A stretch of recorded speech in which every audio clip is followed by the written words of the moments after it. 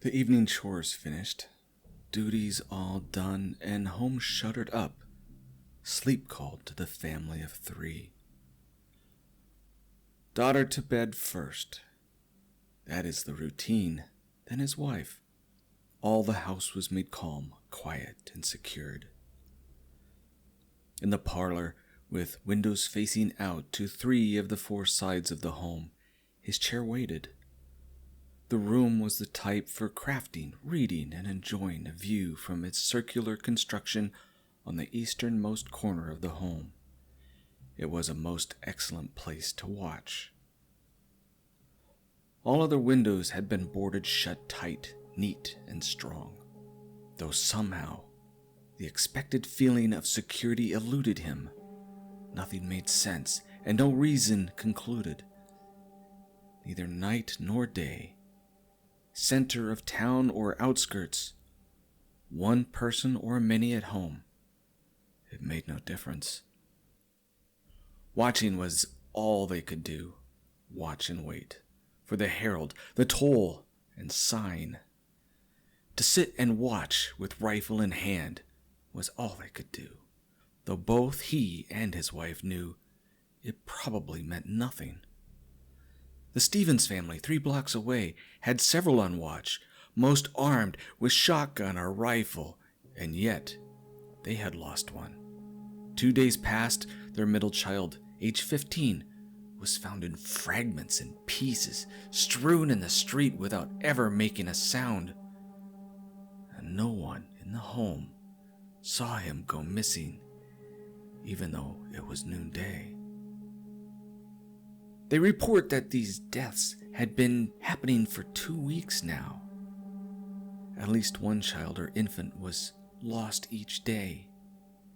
This was an average-sized town with very many children, but they were isolated, snowed in, and without anywhere to flee.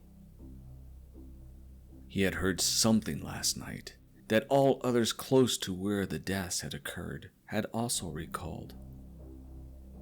It was an unusual sound, not particularly frightening, but with each time it was heard, another child was lost. So he waited, watched, and listened. Each passing hour, his heart raised a little higher in his throat. The pressure from the blood and nerves left a terrible ringing in his ears, bringing on more fear that he wouldn't be able to hear the call of death. Did he want to see what might be coming? Could he even if he tried? His child's life laid in the balance. But he also realized that he was no better than any other father who had lost to the bringer of demise. Finally, he heard the soft snore of his wife entering deep sleep.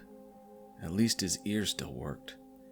At least she was finally able to sleep after 3 days of watching while he tried to sleep. She worked the home and watched the day. He took the night. Both were tired. Both were becoming sick from the unrelenting stress and never-ending apprehension. Something was out there. Something silent and terrible. It was something that he knew deep in his heart that he could not repel, even if it did come. He grieved for the loss of the children. He even grieved for his own, though she had not been taken yet. There it was. The howl, like an injured wolf, with 3 short yips and a hiss following. That was the herald, the call of doom. It was loud this time, just on the street in front of his home by the sound of it. Then quiet. He saw nothing, heard nothing more. It was over for the night. His watch a failure. Setting his rifle by the door, there was nothing left for the man to do. He closed the curtains, put out his lantern, then retired for the night. Whatever the consequences, there was nothing more he could do. A wonderful thing that he noticed once he entered his daughter's bedroom. She was safe, she was asleep, and peacefully dreaming. So to his room he went, to find rest alongside his wife. A curious thing he discovered once he entered. The window was open, letting in the cold and snow. He rushed to close it tight and to keep the frost from harming.